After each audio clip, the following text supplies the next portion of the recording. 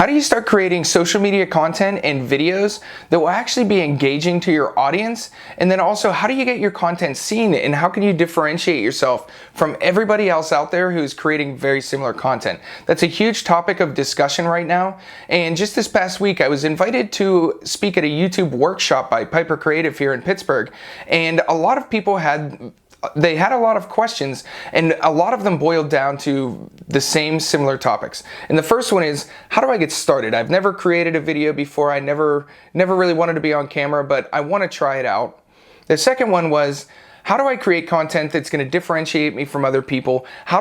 There's so much competition. How do I get my content seen?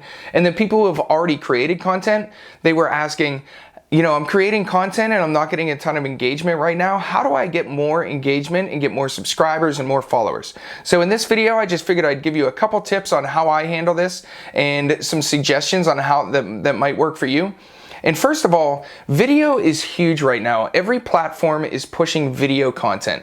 It used to be before you could post blogs and just post regular posts on Facebook and you'd get a bunch of engagement. But now Facebook is really pushing video. They're really pushing Facebook Lives especially. YouTube, of course, is always video. LinkedIn is really pushing video right now, and people are getting a lot of engagement and a lot of reach with their video content.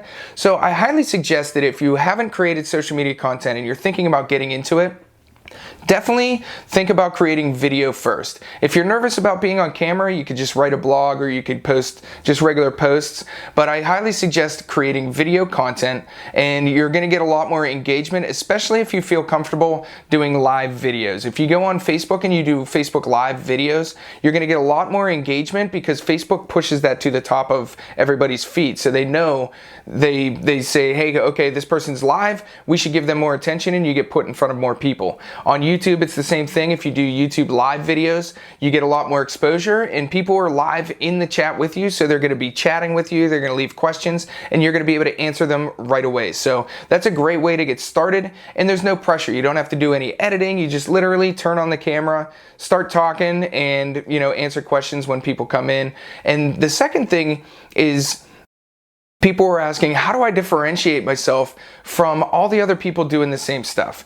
And when it comes to that, the way I like to think of it is yeah, you might be making videos on a specific topic, like we make SEO videos or social media videos. We might be talking about the same topic, but all of the things that make up who you are, why you're doing what you're doing, why you want to make videos, why you want to help people and give them advice, those are the things that are going to create that engagement. People are going to relate to the stories that you share with them. They're going to relate to the specific interests. I love video game stuff. I've done a lot of social media with video games. I have them in my background. So when people come into my videos, they relate, oh, I love Zelda, or I love Dark Souls, and they relate to those things. So then that's something that differentiates me from somebody else on YouTube who's posting a video and, they don't have anything in the background, or they don't have similar interests. So I know a lot of people in my niche, with SEO, website development, all of that, coding. A lot of coders are gamers because, we all grew up with the technology and video games,